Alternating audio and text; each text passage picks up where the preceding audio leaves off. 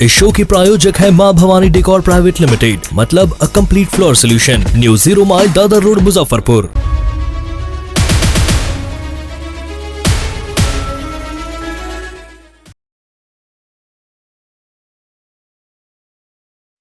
SK banquet hall, central bank के सामने, main road, Maripur, Muzaffarpur का एकमात्र बैंक्वेट हॉल है जहां आप बर्थडे पार्टी से लेकर शादी विवाह तक का कर सकते हैं आयोजन। 2500 स्क्वायर फीट का 3 बड़ा हॉल। एसके बैंक्वेट हॉल में seminar, wedding ceremony, kitty party या बर्थडे पार्टी के साथ अन्य आयोजन को किया जा सकता है। 24 घंटे बिजली पानी के अलावा पार्किंग और लिफ्ट की सुविधा है उपलब्ध। फुल्ली एयर कंडीशन इस बैंक्वेट हॉल में 1, 2 नहीं 18 बाथरूम और कई कमरे हैं उपलब्ध। बेहतरीन लाइट से सुसज्जित एसके बैंक्वेट हॉल बुक करने के लिए आज ही संपर्क करें 7005576759 8259954791। Basement parking, first floor hall, second floor hall, third floor room, fourth floor hall.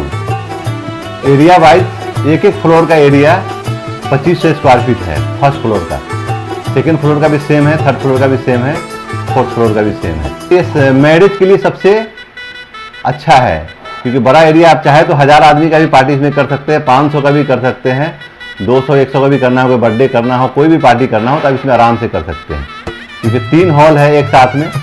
तो आप बड़ा। इस शो की प्रायोजक है मां भवानी डेकोर प्राइवेट लिमिटेड, मतलब a complete floor solution, new 0 mile Dadar road, Muzaffarpur.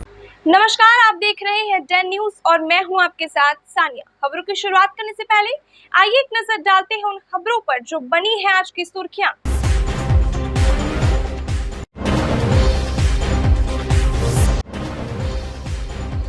जमीनी विवाद में खूनी संघर्ष, धारदार हथियार से कर दी गई एक व्यक्ति की हत्या, झड़प में 3 घायल। घटना के बाद से अहियापुर इलाके में तनावपूर्ण माहौल।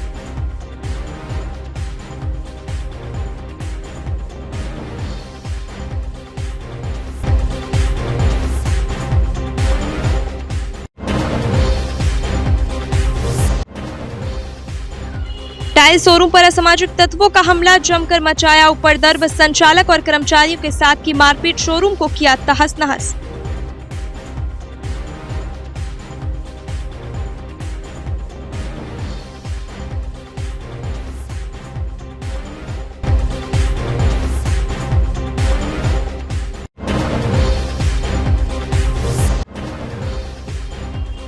और ड्यूटी से हटाए जाने पर होमगार्ड जवानों ने उत्पाद अधीक्षक पर लगाया गंभीर आरोप, जिलाधिकारी से की शिकायत।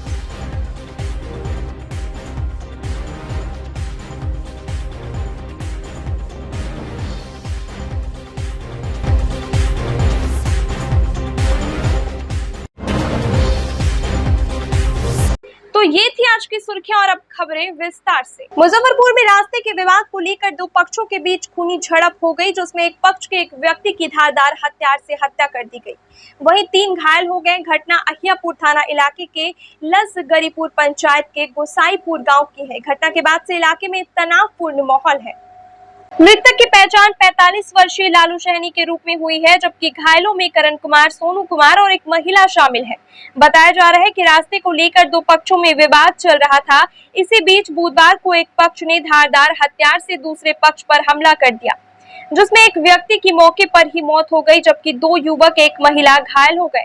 जानकारी मिलते ही अहियापुर पुलिस मौके पर पहुंचकर छानबीन शुरू कर दी है और शव को कब्जे में लेकर पोस्टमार्टम के लिए एसकेएमसीएच भेज दिया।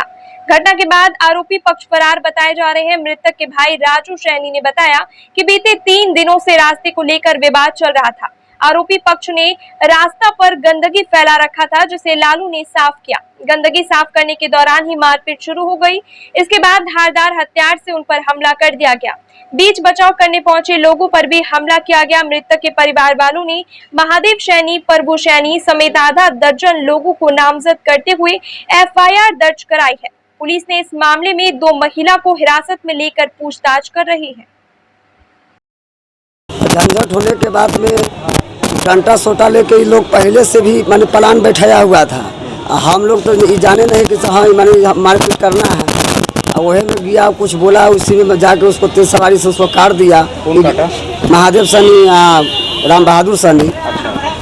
और उसको और 2-4 गो पीछे आगे पीछे आदमी था। तो मेरा मकवाल सनी है, प्रभु सनी है, और उसको और घर के सब सदस्य आदमी से था मानो से। किसको मार दिया? लालू सनी पड़ोसी है। पड़ोसी है। विवाद किस बात का? जमीन के रास्ता के लिए विवाद था। अच्छा, रास्ता ये लोग मांग रहा था क्या? नहीं, रास्ता खुला हुआ रास्ता, गोटा कुछ धरना पर रखने के कारण किसी से सब विवाद हुआ है। अच्छा, कै बजे की घटना है? ये घटना 9:30 बजे 10 बजे के रात की? रात की 19 तारीख के रात की। तो मतलब ये जो है तो मार के काट डालती? काट दिया, साफ हो गया, मर गया? मर गया। घायल कितने लोग हैं? घायल 2 से 3 आदमी है। वो लड़का हुआ है किसी, उसका तड़का अथी है, दोनों लड़का हुआ है किसी। वो मेरा पत्नी का है तो वो मैंने घर पर है माने।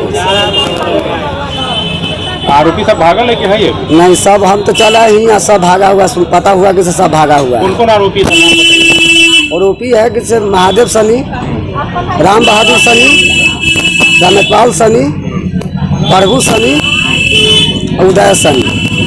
सब मिल के मारा है? ये सब पील के मारा है। बताओ अपन का। रास्ता के लिए विवाद हुआ है और कुछ लोग है उसके तरफ से बहुत सारा आदमी था। हमको उसके कुछ नहीं पता था। ठीक है, हुआ क्या था कल रात में? क्या कुछ हुआ? कति से काटा? कति पूरे बात बताओ ना। फांसा से काटा हुआ है। फरसा से काट दिया? हाँ। किसको काटा? चाचा को काटा है। लालू सनी। तुम लोग नाम नहीं पूछे? क्या क्या तुम लोग को ही मारा? हाँ, हमको भी मारा है। कौन चीज से मारा? बांस से मारा हुआ है। बांस से मारा? कौन लोग था? राम बहादुर हमको मारा है बांस से। मतलब बहुत ज्यादा मारपीट हुआ? हाँ, बहुत ज्यादा हुआ। पूरा अखाड़ा बन गया था गाँव? वो उसके तरफ से बहुत सारा आदमी था। मीटर वाला भी चला? हाँ जी, चला है। हाँ, चला है। क्या चला? ईटा चला है और पत्थर उथर भी चला है। पुलिस गई थी वहाँ? हाँ, पुलिस गए थे। तो रातिये में? हाँ। देखिए, ग्राम पंचायत राज लसगरीपुर के राजस्व ग्राम गोसाईपुर में कल रात 11 साढ़े 11 बजे के बीच में एक घटना घटी, जिसमें गोसाईपुर के ही एक व्यक्ति की हत्या हो गई, जिसकी सूचना हम लोगों को मिला। और लगभग हम लोग 11:30 बजे रात में गोसाईपुर पहुँचे तो वहाँ पता चला जो लालू सहनी की हत्या कर दी गई है और उनका लाश सड़क पर ही हम लोगों ने देखा। तुरंत हमने थाना प्रभारी थाना अध्यक्ष अहियापुर को सूचना दिया और थाना अध्यक्ष महोदय माने 15 मिनट में दल बल के साथ वहां पहुंचे और लाश को उठाकर पोस्टमार्टम के लिए भेज दिए। वो जमीन संबंधी, सड़क की जमीन संबंधी विवाद में यह घटना घटी है और उसी में लालू सहनी पिता चमन सहनी का नृशंस हत्या हुआ है। और मैं घायल की संख्या लगभग 3-4 है, महिला और बच्चे हैं और एक मृतक हैं। मैं प्रशासन से मांग करता हूं कि प्रशासन और मुझे विश्वास भी है जो निष्पक्ष रूप से जांच करते हुए दोषी पर कार्रवाई होगी और निर्दोष इसमें बचेंगे। ये दोनों पक्षों का जमीनी मामला है। रास्ता को लेकर के विवाद चल रहा था कुछ दिनों से। रात की घटना है। मृतक पक्ष के लोग, मृतक भी था साथ में, कहने गया है कि रास्ते पर कूड़ा करकट बांस के करची वगैरह क्यों रख दिया है, इसको हटा लीजिए, हम लोग को चलने के लिए एकमात्र यही रास्ता है। वही कहने में दोनों में बताबती हो गया और विपक्षी पार्टी दाव से काट करके, तेज धार हथियार से काट करके बुरी तरह जख्मी कर दिया। इसे इलाज के लिए यहाँ लाया गया और यही उसकी मृत्यु हो गई। डॉक्टर मृत घोषित कर दिया। घायल कितने लोग हैं? घायल तो एक मृतक है और उसके परिवार में और 4-5 आदमी और हल्का फुल्का लाठी डंडा से मारपीट किया हुआ है। हल्का फुल्का चोट लगा, जिसका इलाज हुआ है, सर दवा कराया है। फिर क्या कार्रवाई कर रहे हैं? पुलिस जांच कर रही है, छापेमारी हो रही है, रात में छापेमारी हो रही है। मृतक उसका क्या नाम है? लालू सहनी। पिता का नाम है चमन सहनी। पोस्टमार्टम के लिए भेज दिया? हाँ, पोस्टमार्टम भेज दिया गया। मुजफ्फरपुर के अहियापुर थाना क्षेत्र के दादर रोड में मंगलवार की देर रात कुछ असामाजिक तत्वों ने मां भवानी डेकोर मार्बल शोरूम के संचालक नीरज कुमार के साथ मारपीट की। इस दौरान उच्चक्कों ने उनके दुकान के भीतर घुसकर जमकर हंगामा किया। दुकान में तोड़फोड़ और लूटपाट भी की गई। पूरा शोरूम थोड़ी देर के लिए रण क्षेत्र में तब्दील हो गया।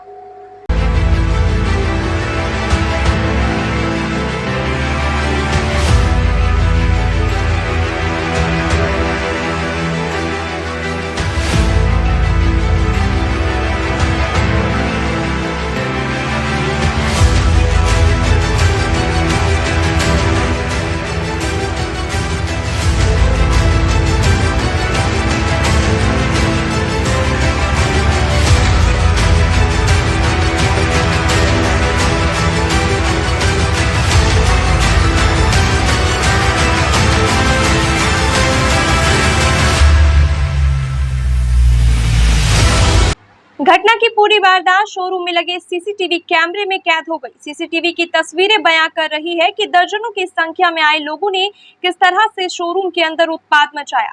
इस घटना में कारोबारी समेत करीब आधा दर्जन कर्मचारी घायल हो गए। घटना के दौरान मौके पर अफरा तफरी की स्थिति बनी रही।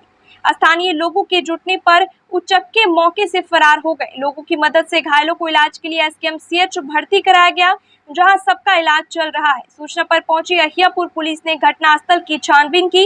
घायल कारोबारी अहियापुर थाना क्षेत्र के शेखपुर के रहने वाले नीरज सिंह है। उन्होंने बताया कि वे शोरूम बंद कर रहे थे। इसी दौरान कुछ लोग पहुंचकर मारपीट करने लगे। बीच बचाव करने पर कर्मियों के साथ भी मारपीट की। फिलहाल अहियापुर थाने में मामला दर्ज होने के बाद पुलिस सीसीटीवी फुटेज के आधार पर उपद्रवियों की तलाशी में जुट गई है। सर, लगभग 10 बजे के आसपास हम लोग दुकान बढ़ाने को लेके निकलने की तैयारी में थे। उसी समय बाहर हमारी एक पिकअप खड़ी थी, उसमें एक ऑटो वाला आया और उसमें खड़े पिकअप के अंदर उसने ठोक के और उतर के वहीं पे झगड़ा करने लगा। पहले तो ड्राइवर से झगड़ा किया, फिर वो लोग आपस में झगड़ा करने लगे। हम लोगों को समझ में नहीं आया कि हो क्या रहा है। फिर वो झगड़ा धीरे धीरे बढ़ते बढ़ते इस तरह का रूप लिया कि वो बाहर से अंदर की ओर आए और अंदर में आने के बाद उन लोगों ने तोड़-फोड़, मारपीट सब लोगों के साथ शुरू कर दी, जिसमें हमारे कर्मचारी भी घायल हुए और मुझे भी चोटें आई हैं। लगभग कितने की संख्या में? लगभग 30-35 की संख्या में थे, लेकिन थे कौन लोग ये हमारे को नहीं पता। अब ये देखना पड़ेगा कि कौन से लोग थे। अब ये सर यहाँ पे 1.5 लाख रुपए रखे हुए थे। अब वो कौन लेके गया ये हमारे को नहीं पता, चूँकि वो 30-35 लोगों की संख्या में थे, तो ये हम नहीं बता सकते कि कौन लेके गया। सरकार को कोई धमकी वगैरह भी दिया आपको? सर, उसमें एक चीज़ उन्होंने ये बोली थी कि यहाँ पे बिजनेस कैसे कर सकता है वो हम देखते हैं। ये बात उन्होंने ज़रूर बोली थी।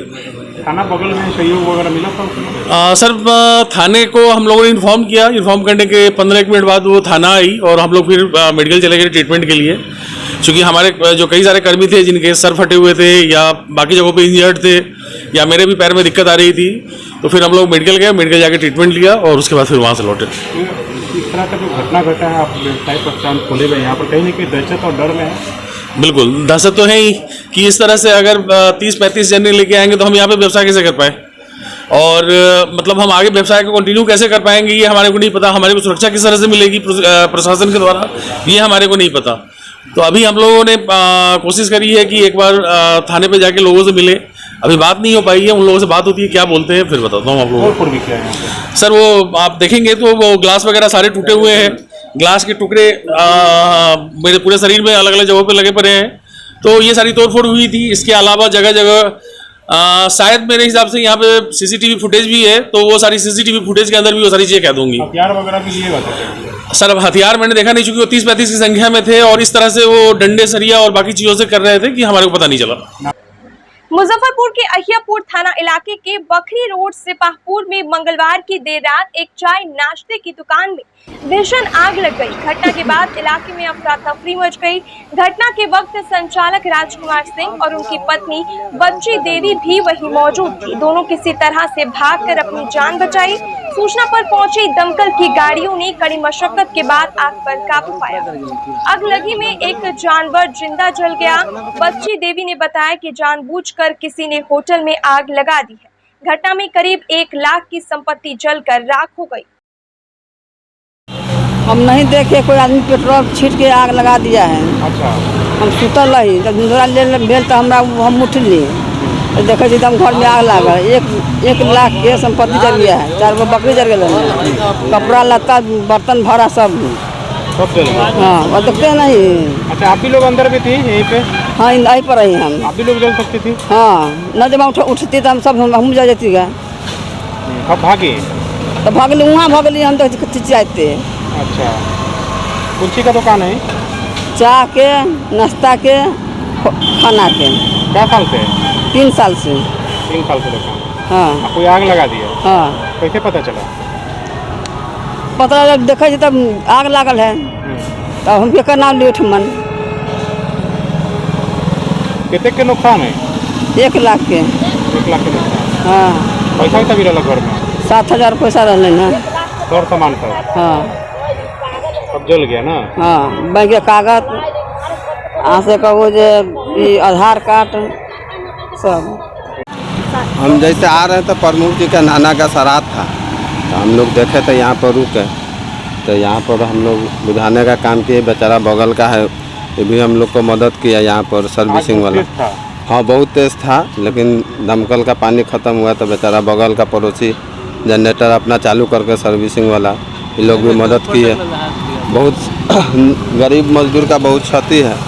सरकार से यही मांग है कि गरीब का जो लाभ होता है, क्षति नुकसान हुआ है, इसको मिले, यही मेरा आप लोग से विनती है।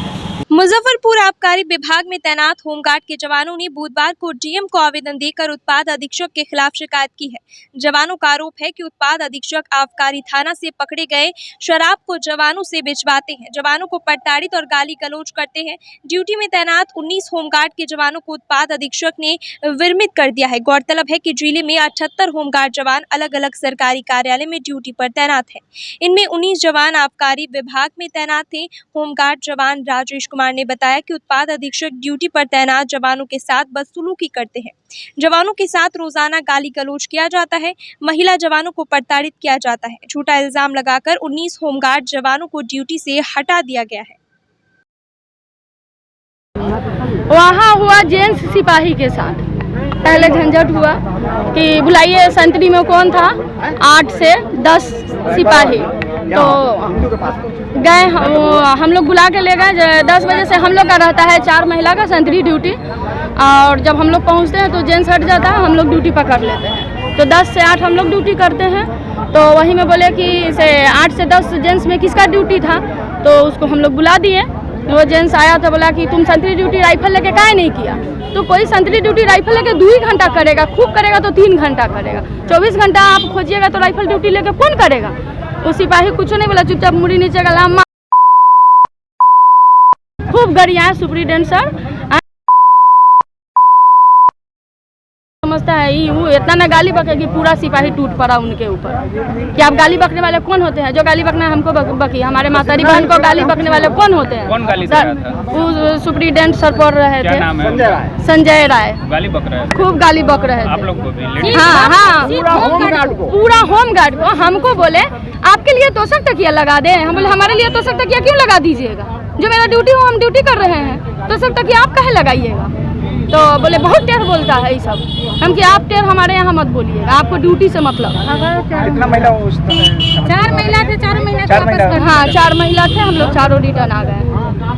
आपके कई साथी आरोप लगा रहे हैं कि आपके दारू बिकता है। हाँ, तो वो लोग तो पार्सल होबे करता है, वो लोग को पार्सल होता है। गरीबों मर रहे हैं उस थाने में, जितने गरीब हैं मर रहे हैं। एक दिन में 50 गो कैदी उठा के ले आएंगे और उसके बाद पूरा होमगार्ड को मुआएंगे। मेडिकल जाइए, कांटी जाइए, वहाँ जाइए, वहाँ जाइए। तो पकड़े जाएंगे। हाँ, पकड़िए, करबे करते हैं, उत्पाद में होबे करता है। यही बात हम लोग बोल देते हैं तो बस हम लोग पे लोग टूट पड़ जाता है। दारू भी बेचा जाता है। हाँ, बिकाबे करता है। आप आरोप लगा रही, बहुत बड़ी आरोप लगा रही हैं, डर नहीं लग रहा है? नहीं, हमको डर नहीं लगता। कार्रवाई हो जाएगा, होने दीजिए, क्या दिक्कत है। जाएंगे जाएंगे, हम भी जेल जाएंगे, क्या दिक्कत है? कोई दिक्कत नहीं, हम भी चले जाएंगे। जब हम ऐसा करबे ही नहीं करेंगे, हम ही लोग को पूरा आरोप टूट पड़ेगा। इस पर तो आरोप नहीं लगा रहा है। नहीं, हमारे साथ कोई घटना नहीं घटा है।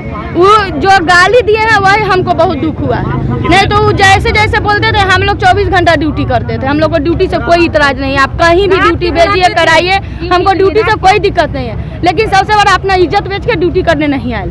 क्या महिला को रात में ड्यूटी करने? हाँ, तो का रात भर रेड में घूमते हैं। सुबह 10 बजे चढ़िए तो शुक्र को चढ़िएगा तो एक बार शनिचर को 10 बजे दिन में उतरिएगा। कितने लोगों को ड्यूटी से हटाया गया? 19 आदमी को। 15 जेन से। हम लोग उत्पाद अधीक्षक के विरुद्ध में मिलने के लिए आए हैं। क्या कुछ कारण है? उत्पाद अधीक्षक है कि हम लोगों को रोज गाली देते हैं और कहते हैं यहाँ से भाग जाओ। गाली देते हैं? हाँ, गाली देते हैं। आप लोग आज चले हैं, वहाँ से चले हैं? हम लोग वहाँ से चले, वहाँ से 19 आदमी को बिरमित कर दिया गया। बिरमित कर दिया गया? हाँ, बिरमित कर दिया गया। क्या आरोप लगाया है? आरोप लगाया गया है कि ये लोग ड्यूटी सही से नहीं करते हैं, वर्दी में नहीं रहते हैं और भागे हुए रहते हैं। फिर भी इनका काम चल रहा है।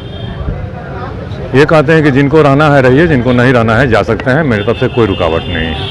अब आप लोग क्या कीजिएगा? हम लोग क्या करें, हम लोग अपने विभाग को वापस हो गए हैं। डीएम साहब से मिलने आए हैं। डीएम साहब हम लोग को अगर देखेंगे तो ठीक है, नहीं तो फिर हम लोग अपने अपने घर हैं, क्योंकि हम लोग का तो अस्थायी नौकरी नहीं है, ना अस्थायी घर है। टेम्पोररी में काम करते हैं, टेम्पोररी बेसिस के सिपाही हैं। कई साथी आरोप लगाए हैं कि थाने से दारू भी बेचा जा रहा है। हाँ, दारू बेचा जा रहा है? बेचा जाता है। कौन बेचते हैं? कौन लोग हैं? वहाँ के स्टाफ लोग मिल करके, उत्पाद के स्टाफ दारू बेच देते हैं? हाँ, पकड़ा हुआ वाला दारू? हाँ, और होमगार्ड से भी बेचवाते हैं। होमगार्ड से भी बेचवाते हैं। आप बोल रहे हैं मीडिया में, आप पे तो कार्रवाई हो जाएगा? एकदम कार्रवाई हो जाएगा। डर नहीं लग रहा है कार्रवाई? नहीं डर लग रहा है, कार्रवाई होगी, फिर अपना दूसरा जगह जाके काम करेंगे। इसमें नहीं करेंगे, दूसरा काम करेंगे, लेबर मजदूर का काम करेंगे। इतनी बड़ी आरोप लगा रहे हैं कि वहाँ से थाना से दारू बिकता है, तो आप पे तो कार्रवाई हो जाएगा? निश्चित कार्रवाई होगा? निश्चित कार्रवाई होगी। तो डर नहीं लग रहा है? नहीं, कोई डर नहीं है, हम लोग को कोई डर, हम लोग के पत्ता पर नौकरी है। डीएम साहब से मिलने हम लोग इसलिए आए हैं कि हम लोग उत्पाद थाना में हैं। वहाँ का सुपरिटेंडेंट, इंस्पेक्टर, दरोगा जो उसका कार्यरत है, वो सब लोग क्या करता है, दारू पकड़ के रास्ता में बेच देता है और इल्ज़ाम हम लोग पर लगाता है। हम लोग कोई घरे रहने का जगह नहीं है, रात में माने जैसे तैसे हम लोग रहते हैं। पानी गिरते रात नहीं गिरता है।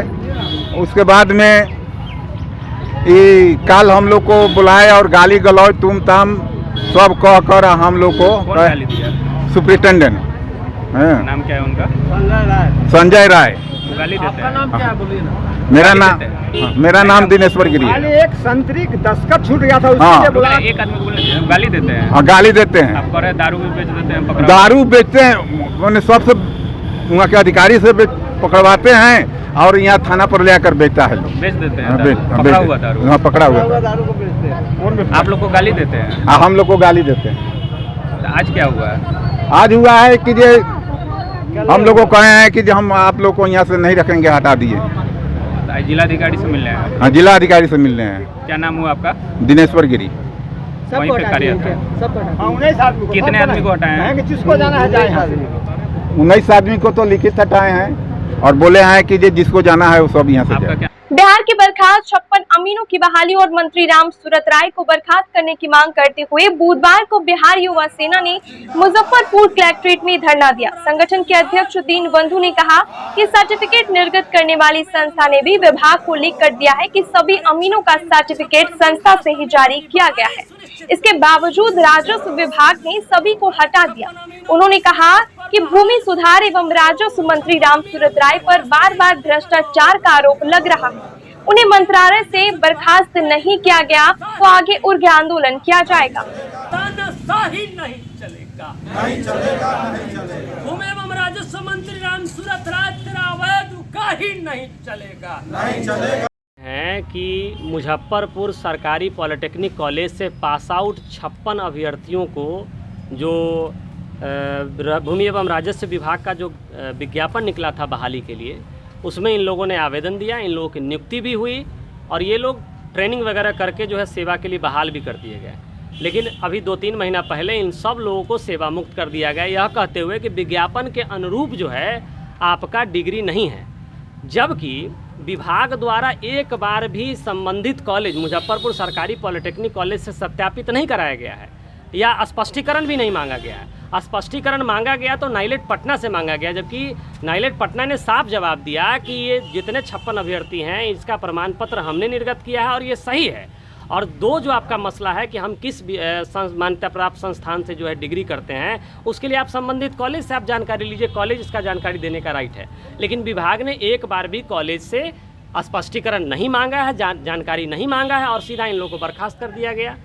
इसके खिलाफ आज हम लोग यहाँ बैठे हुए हैं। दूसरा मामला ये है कि आपको कटरा प्रखंड का है, एक नीतू कुमारी नाम की एक अधिकारी है जो कि 2021 में बाढ़ के समय उनको नियंत्रण कक्ष का जो है पर्यवेक्षक बनाया गया था और उनके ऊपर जो है ना भ्रष्टाचार का आरोप था।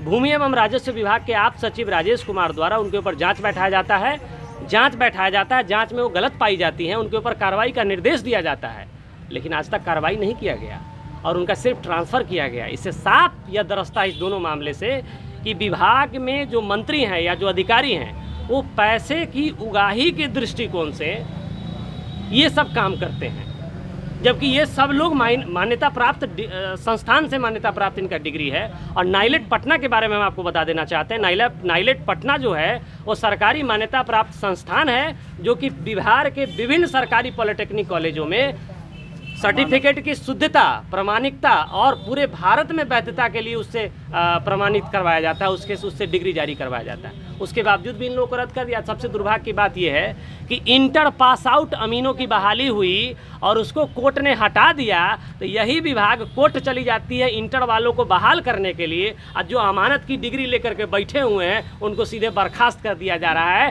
क्यों? क्योंकि ये लोग पैसा नहीं दिए हैं, इंटर वाला पैसा दिए हैं, इसलिए सर विभाग कोर्ट जाती है और इन लोगों को अपने बहाली के लिए इन लोगों को कोर्ट जाना पड़ता है। धरना के माध्यम से नहीं मांग पूरा हुआ। अगर आज हम लोग धरना के माध्यम से मुख्यमंत्री जी, राज्यपाल जी को ज्ञापन सौंपेंगे, हम लोग कोर्ट का भी रास्ता अपना रहे हैं और अगर ये बहाली, ये जो बर्खास्त किया गया, इसको अगर वापस नहीं लिया जाता है तो हम लोग इससे भी उग्र आंदोलन करेंगे और जरूरत पड़ा तो मुख्यमंत्री जी का आवास का भी घेराव करेंगे, मंत्री के भी आवास का घेराव। बुधवार को बिहार ईंट निर्माता संघ से जुड़े मुजफ्फरपुर जिले के ईंट भट्टा संचालकों ने शहर के डुमरी रोड में बैठक कर अनिश्चितकालीन हड़ताल पर जाने और आगे के आंदोलन की रणनीति तय की। ईंट भट्टा मालिकों ने सरकारी कार्यों में लाल ईंट के प्रयोग पर प्रतिबंध लगाने, जीएसटी की दर में वृद्धि करने, कोयला की बढ़ती दरों सहित अन्य मुद्दों को लेकर ईंट निर्माता संघ ने अनिश्चितकालीन हड़ताल पर जाने का निर्णय लिया। बिहार ईंट निर्माता संघ के अध्यक्ष मुरारी कुमार मुन्ना ने कहा कि कोयले की मूल्य वृद्धि और जीएसटी के कारण बर्बाद हो रहे मुजफ्फरपुर जिला ईंट निर्माता संघ के सचिव उदय शंकर ने कहा कि कोरोना काल में भट्टा उद्योग को प्रत्याशित नुकसान उठाना पड़ा, जिसकी भरपाई सरकार को करनी चाहिए थी, लेकिन ऐसा नहीं किया गया। अध्यक्ष हमारे मुरारी कुमार मन्नू जी यहाँ उपस्थित हैं और हम लोग ऑल इंडिया ब्रिक्स एसोसिएशन के तहत तत्वाधान में और उनके आदेश पर ये निर्णय लिए हैं कि हमारा जो लागत मूल्य है वो चौगुना बढ़ गया। उस स्थिति में हमारे जो सामान की बिक्री हो रही है वो बहुत लागत मूल्य से बहुत कम लागत वो पैसा हम लोग को मिल पा रहा है। इस स्थिति में हम लोग कर्ज में डूब रहे हैं। इस हेतु हम तमाम ईंट भट्ठेदार ये फैसला लिए हैं कि जब तक सरकार हमको निम्न रेट पे कोयला नहीं उपलब्ध कराती है और हमारे जीएसटी की जो रेट बढ़ गई है उसमें सरकार कमी नहीं करती है, तब तक हम लोग अनिश्चितकालीन अपने ईंट भट्ठे को बंद रखेंगे। चूँकि हम लोग भारी नुकसान से पहले ही कर्ज में डूब चुके हैं, बैंक कर्ज, महाजन कर्ज में डूबे हुए हैं और इस स्थिति में अगर सरकार हमारे मांग नहीं मानती है, कोयले की दर सस्ती नहीं होती है और जीएसटी के रेट सस्ती नहीं होती है, तो हम लोग अपने ईंट भट्टे को अनिश्चितकालीन के लिए बंद करें। एवं बिहार ईंट निर्माता संघ के आह्वान पर है, जो आह्वान है कि अनिश्चितकालीन भट्टे बंद कर दिए जाए। सच्चाई भी है कि आज के डेट में कि सरकार की जो 1% जीएसटी था वो जीएसटी अब 100% हो गया। दूसरी बात, हम लोग कोयले पर जीएसटी देने के बाद जो टैक्स ले रहे हैं वो टैक्स देने के बाद हम लोगों को लगभग 9% पर जा रहा है। और दूसरी समस्या ये है कि कोयले की उच्च कीमत और क्वालिटी का कोई पता नहीं, ताकि जांच मशीन तो बिहार में है नहीं, तो स्वाभाविक है कि जब आपका कोल खपत काफ़ी बढ़ गया और कोल कीमत जो 7,000 से था वो 25,000 के आसपास चला गया, तो भट्ठे वालों का दर्द कोई समझ नहीं रहा। आज की स्थिति ये है कि उत्पादन लागत काफ़ी बढ़ गई, कीमत कम है। और सरकार का क्या संजोग है कि हमारी 7 साल में उत्पादन लागत चौगुना बढ़ गया और सरकारी दर वहीं का वहीं 7 साल से पड़ा हुआ। क्या रणनीति तय की है बैठक में? हम लोग तो कन्फर्म आज सर्वसम्मति से हम लोग निर्णय ले रहे हैं कि भाई जब तक हम लोग का कोल मूल्य नीचे नहीं आता तो हम लोग भट्ठा चलाने में असमर्थ हैं। इसलिए हम लोग सभी मिल करके अनिश्चितकालीन भट्ठे बंदी की तरफ बढ़ रहे हैं। मेरा नाम मुरारी कुमार मन्नू, बिहार प्रदेश ईंट माता संघ अध्यक्ष। मुजफ्फरपुर में भीषण गर्मी से बुधवार की दोपहर राहत मिली। सुबह से ही आसमान में बादल सुबह छाए रहे। पहले तो तेज हवा ने उमस से थोड़ी राहत दी, कुछ देर बाद बारिश भी शुरू हो गई, जिससे उमस भरी गर्मी से शहरवासियों को राहत मिली। जिले के साहिबगंज, पारू, देवरिया, कुटनी, मनियारी, सकरा, गायघाट समेत सभी हिस्सों में आधे से 1 घंटे तक हल्की के माध्यम से बारिश हुई, जिससे तापमान में भी भारी गिरावट दर्ज की गई।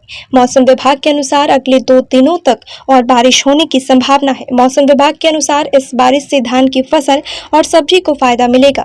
ये मानसून की बारिश है। 2 दिन पूर्व मानसून ने उत्तर बिहार में दस्तक दी थी। आगे जैसा कि मौसम विभाग द्वारा दिया गया प्रेडिक्शंस है कि बारिश होने की संभावना है, बारिश चालू भी हो गई है। उसको लेकर के हमने पूरी टीम को अलर्ट कर दिया है। उसके विषय में भी हम लोगों ने जो नगर निगम की टीम है उससे बात की थी और फील्ड में भी सब जगह टीम काम कर रही। जहाँ पर भी कहीं पर नाली या चौक होने की समस्या है या किसी भी कचरा फंसने की वजह से अभी भी लगातार हम पर्यवेक्षण भी कर रहे हैं, फ़ोटोज़ भी लगातार देख रहे हैं कि फील्ड में भी लगातार काम हो रहा है। और हम लोग की कोशिश है कि जल्द से जल्द सब जगह से पानी निकलता रहे। सारे जो हमारे अंचल निरीक्षक हैं और उनके जो टीम है पूरी, वो फील्ड में लगी हुई है। कहीं पर भी पानी जमा होने की स्थिति में हम लोग पूरी तरीके से तैयार है निकलवाने के लिए। बेसहारा देसी गायों को सहारा देने के पूर्ण काम से डॉक्टर शंकर रमन की जिंदगी बदल गई। एक एक कर 1 दर्जन गायों की गौशाला बना ली है। भोजन बनाने के लिए अब उन्हें रसोई गैस नहीं खरीदनी पड़ती। साथ ही गोबर से दीप, मूर्ति, धूप बत्ती और खाद बनाकर बेच रहे हैं। गोमूत्र का उपयोग भी उर्वरक के रूप में कर रहे हैं। इससे उनका सालाना 6 लाख का व्यवसाय हो रहा है। राष्ट्रीय स्वयंसेवक संघ से जुड़े मूल्य रूप से होम्योपैथ चिकित्सक डॉक्टर शंकर रमन ने 5 वर्ष पहले देशी गायों के संरक्षण एवं संवर्धन पर काम शुरू किया था। संघ से ही उन्हें गायों के संरक्षण की प्रेरणा मिली। उन्होंने देखा कि जब गाय दूध देना बंद कर देती है तो बहुत से लोग छोड़ देते हैं। इस पर उन्होंने ऐसी देसी गायों के संरक्षण का काम शुरू किया। खबड़ा में किराए की जमीन पर उनके रहने की व्यवस्था की। एक एक कर उनके पास 1 दर्जन गिर, साहिवाल, राठी और बछौर नस्ल की गाय हो गई। दूध तो बहुत नहीं होता, इसलिए उन्होंने गोबर को कमाई का जरिया बनाने का निर्णय लिया। गोबर गैस प्लांट लगाया। इससे महीने में 2 सिलेंडर के बराबर गैस मिल जाती है। परिवार और गौशाले में काम करने वालों को मिलाकर 1 दर्जन लोगों के भोजन के लिए गैस सिलेंडर नहीं खरीदना पड़ता है।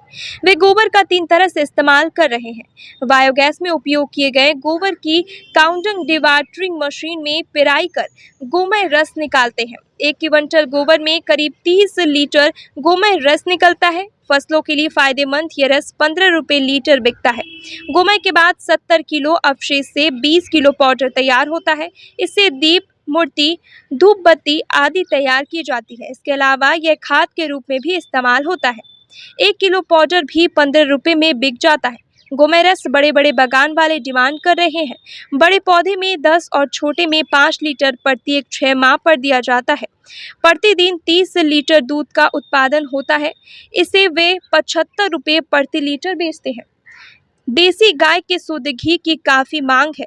इसे वे 2500 रुपये किलो तक बेच रहे हैं।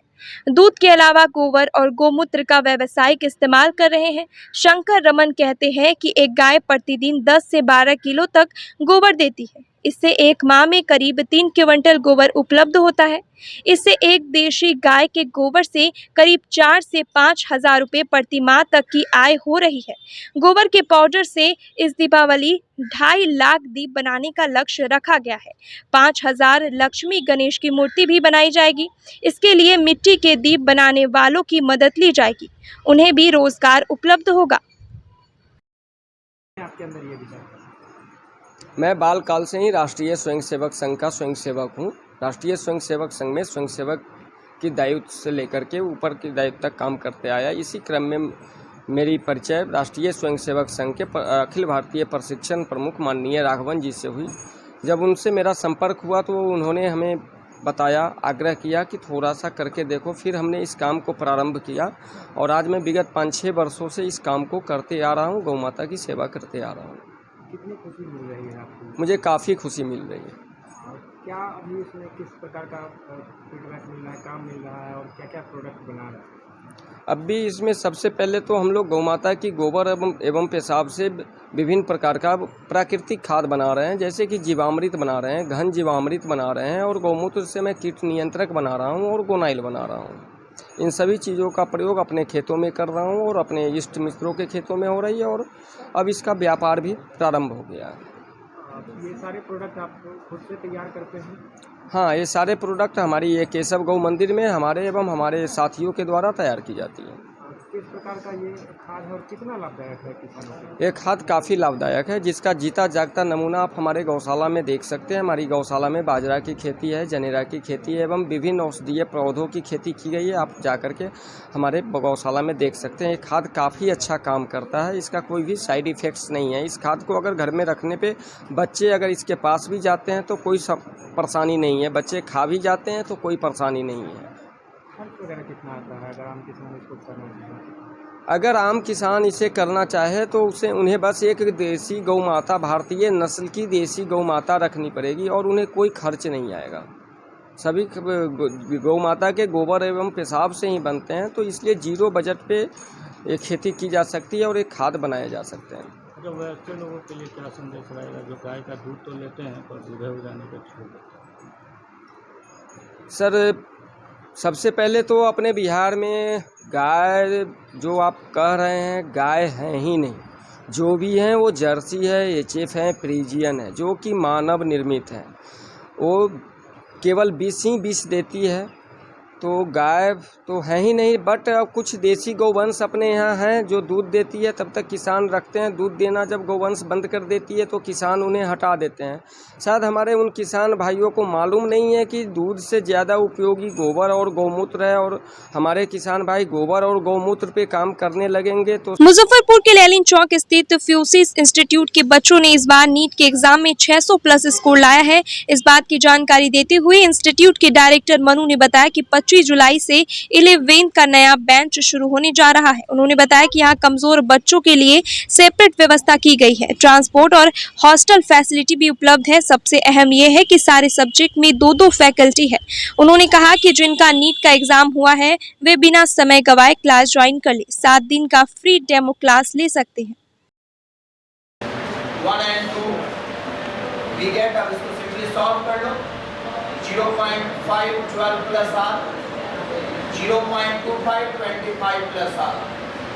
अब इसको सॉल्व करके इंटरनल रेजिस्टेंस यहाँ से निकाल दो और जब इंटरनल रेजिस्टेंस निकल जाएगा तो किसी एक इक्वेशन में पुट कर देना, ये में निकल जाएगा। हेलो, मेरा नाम मन्नू हुआ और हम फ्यूसिस कैरियर इंस्टीट्यूट के डायरेक्टर और आप सीईओ बोल सकते हो।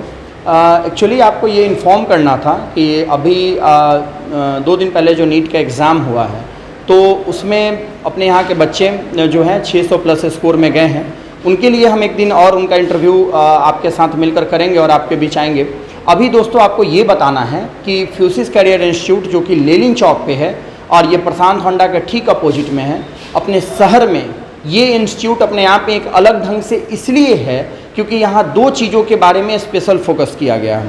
पहला कि जो कमज़ोर स्टूडेंट होते हैं जिनके लिए साइंस को पढ़ना ज़्यादा मुश्किल होता है, उनके लिए एकदम बिल्कुल अलग बैच का व्यवस्था है, एकदम सेपरेट बैच है। और जो फास्ट स्टूडेंट हैं जिनको कंटेंट ज़्यादा फास्टली चाहिए या उनको जेईई एडवांस या नीट लेवल चाहिए, उनके लिए बैच बिल्कुल ही अलग है। यानी दोनों बैच का कहीं से कोई मर्जिंग नहीं है। दूसरा, अपने यहाँ ट्रांसपोर्ट फैसिलिटी, हॉस्टल फैसिलिटी, ये सारे चीज़ अवेलेबल है। और उससे भी ज़्यादा इंपॉर्टेंट जो चीज़ वो ये है कि यहाँ पर सारे सब्जेक्ट्स में आपको 2-2 फैकल्टीज़ मिलेंगे। बोर्ड बैच के लिए अलग फैकल्टी मिलेंगे और कॉम्पिटिटिव जेईई नीट के लिए आपको अलग फैकल्टी मिलेंगे। प्रॉपर डीपीपी, फिर से बोल रहे हैं डीपीपी के साथ साथ जो आपका मॉड्यूल होता है ठीक है। यह इकलौता इंस्टीट्यूट है पूरे शहर में जहाँ पे एक वेल जो ऑर्गेनाइज्ड मॉड्यूल होता है उससे हम लोग तैयारी करवाते हैं। सबसे इम्पॉर्टेंट चीज़ ये है कि आप आकर यहाँ पे फ्री डेमो ले सकते हैं। आपको 7 डेज का डेमो अलाउड है और आप पहले आप परख सकते हैं, ठीक है। उसके बाद ही एडमिशन प्रोसेस या बाकी चीज़ों पे हम बात करेंगे, लेकिन पहले आप आकर इसको जान सकते हैं। दोस्तों अभी 11th का नया बैच जो है वो आने वाला है 25 से, तो आप 11th के न्यू बैच को ज्वाइन आप कर सकते हैं। और साथ ही साथ ड्रॉपर बैच आने वाला है। जिनका भी अभी नीट का एग्ज़ाम हुआ है उनसे एक ही गुजारिश है कि आप टाइम वेस्ट नहीं करिए, और अगर आपको प्रॉब्लम हो रहा है तो बस हम एक बार ये बात आपको बोलेंगे कि एक बार आइए, आप इंस्टीट्यूट में पढ़ के देखिए, इसके बाद आपको कहीं जाने की ज़रूरत नहीं पड़ेगी, ऐसा मेरा उम्मीद है। और आप जब आओगे तो आपको ये चीज़ समझ में आएगा कि सर जो बात बोल रहे हैं वो 100% सही है। तो आप आइए, पढ़िए और उसके बाद फ्यूसिस को जानिए और दूसरे को जनाइए। मुजफ्फरपुर जिले के कटरा थाना इलाके के बेधौल गांव से एक अजीबोगरीब मामला सामने आया है, जहां पंचायत ने एक 45 वर्षीय शादीशुदा मर्द की शादी 38 वर्ष की विधवा महिला से करवा दी। इसका वीडियो बनाकर किसी ने सोशल मीडिया पर वायरल कर दिया है। तब से इस वीडियो की खूब चर्चा हो रही है। दरअसल दोनों एक ही गाँव के रहने वाले हैं। इतवारी माझी 4 बच्चों का बाप है, जबकि महिला रीता देवी 3 बच्चे की मां है। उसके पति की 7 वर्ष पूर्व मौत हो चुकी है। ग्रामीण बताते हैं कि दोनों के बीच काफी दिनों से प्रेम संबंध चल रहा था। इसकी भनक स्थानीय जनप्रतिनिधि और ग्रामीणों को लग गई। उन लोगों ने दोनों को बुलाकर पूछताछ की। फिर भरी पंचायत में इतवारी से रीता देवी की मांग में सिंदूर भरवा दिया। इसके बाद वरमाला भी पहनाई गई। स्थानीय सरपंच फहद आजम ने कहा कि दरअसल दोनों के बीच 5 साल से प्रेम संबंध चल रहा था। महिला की एक बेटी की शादी भी पिछले वर्ष इतवारी ने अपने खर्चे से कराई थी। दोनों के इस रिश्ते से रीता के ससुराल वाले नाराज हो गए थे। उन्होंने उसे बच्चों के साथ घर से निकाल दिया। वह एक आम के बागान में रहकर किसी तरह गुजर बसर कर रही थी।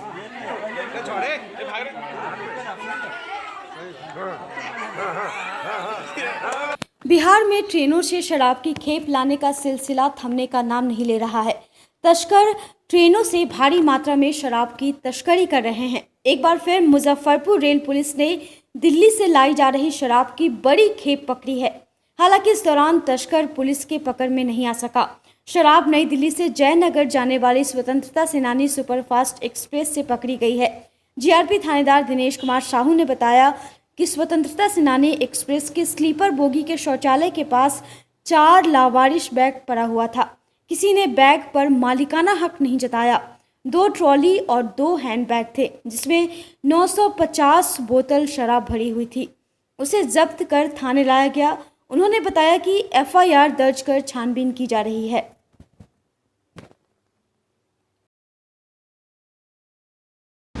इसमें स्वतंत्रता सेनानी सुपरफास्ट एक्सप्रेस में हम लोग पीछे से आगे को चेक करते हुए अपना टीम के साथ आ रहे थे, तो पूछताछ के पास जो गेट है वहाँ शौचालय के पास 4 बैग जो है शराब रखा पाया गया।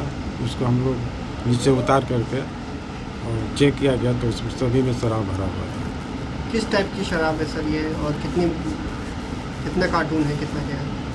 ये तो लगभग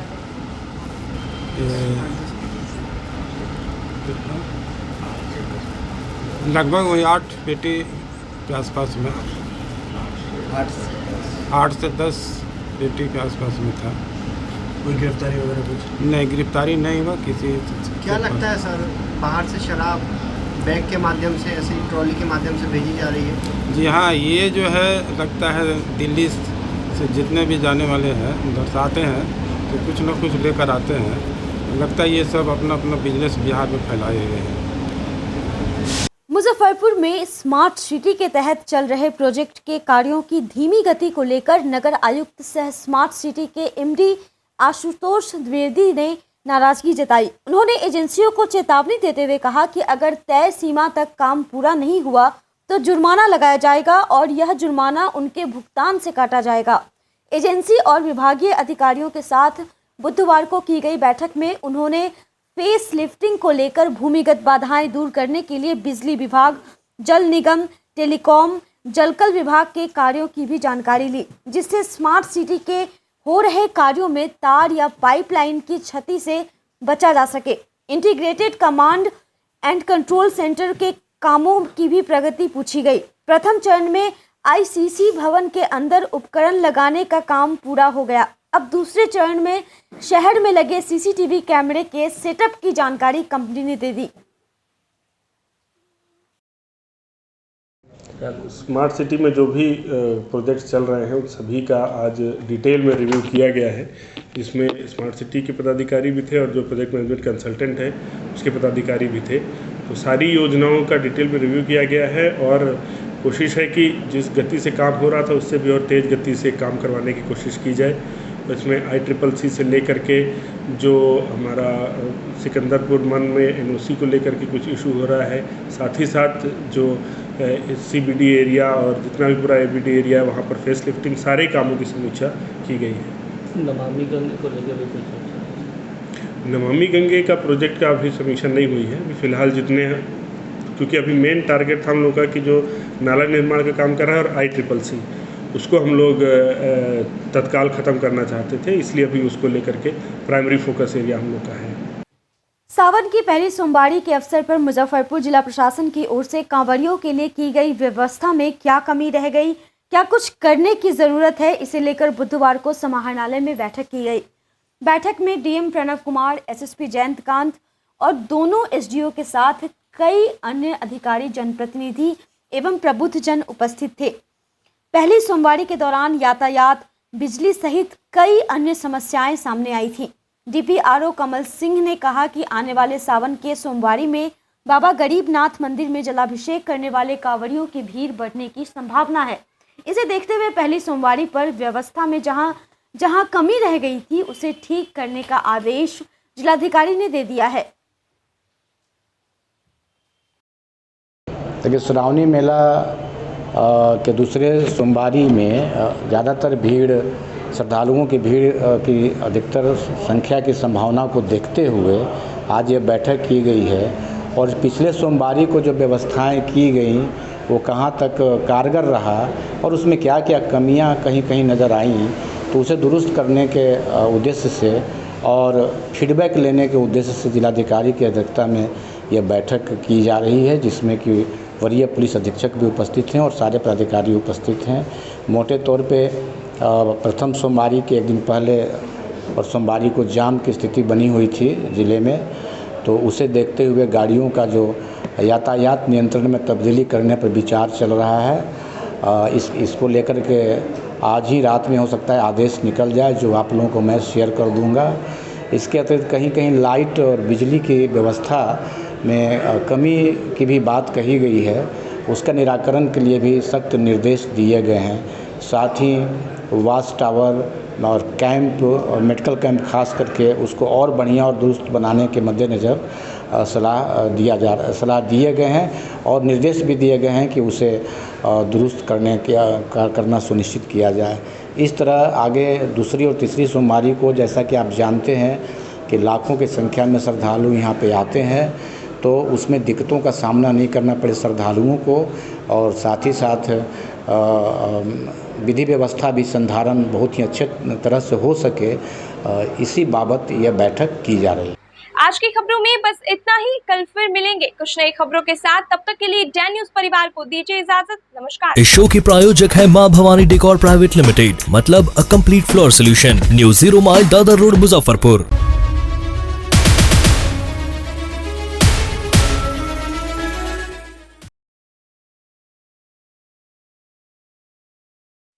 SK banquet hall, central bank के सामने, मेन रोड, माड़ीपुर, मुजफ्फरपुर का एकमात्र बैंक्वेट हॉल है जहां आप बर्थडे पार्टी से लेकर शादी विवाह तक का कर सकते हैं आयोजन। 2500 स्क्वायर फीट का 3 बड़ा हॉल। SK बैंक्वेट हॉल में seminar, wedding ceremony, kitty party या बर्थडे पार्टी के साथ अन्य आयोजन को किया जा सकता है।